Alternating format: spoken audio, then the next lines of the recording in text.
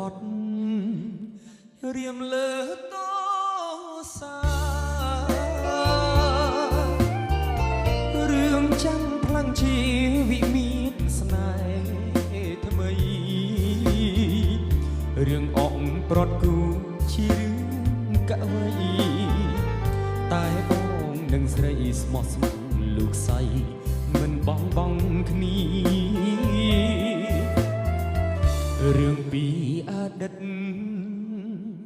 គិតថាយល់សពដូចពពកអាប់បាត់បាក់សូរិយាថ្ងៃរាំងភ្លៀងរាំងជើងមេភ្លឺថ្លារស្មីស្នេហាបំភ្លឺចិន្តារៀមនឹងចរណៃសោភិនីមាសបងអើយកូនយើងភ្ញៀងហើ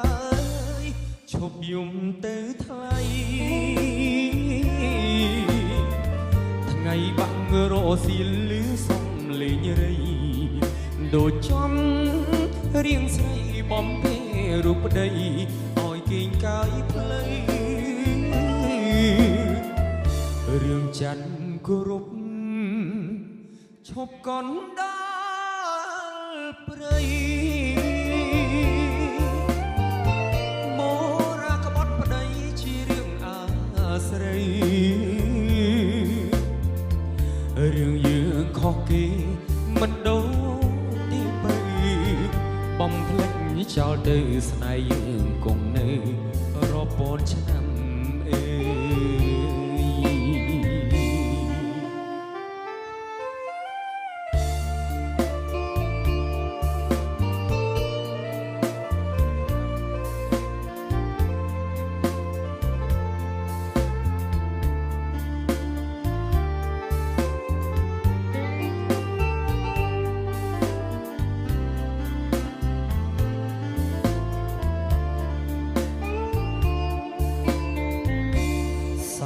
ភិនី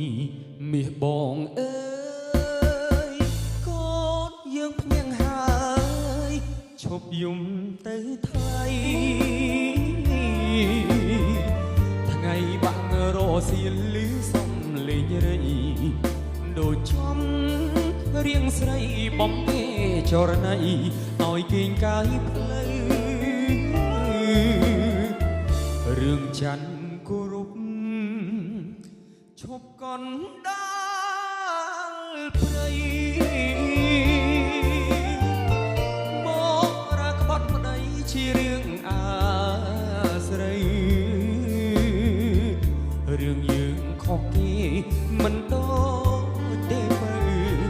បំភ្លេចចោលទៅស្នេហ៍យើងគង់នៅរាប់ពាន់ឆ្នាំ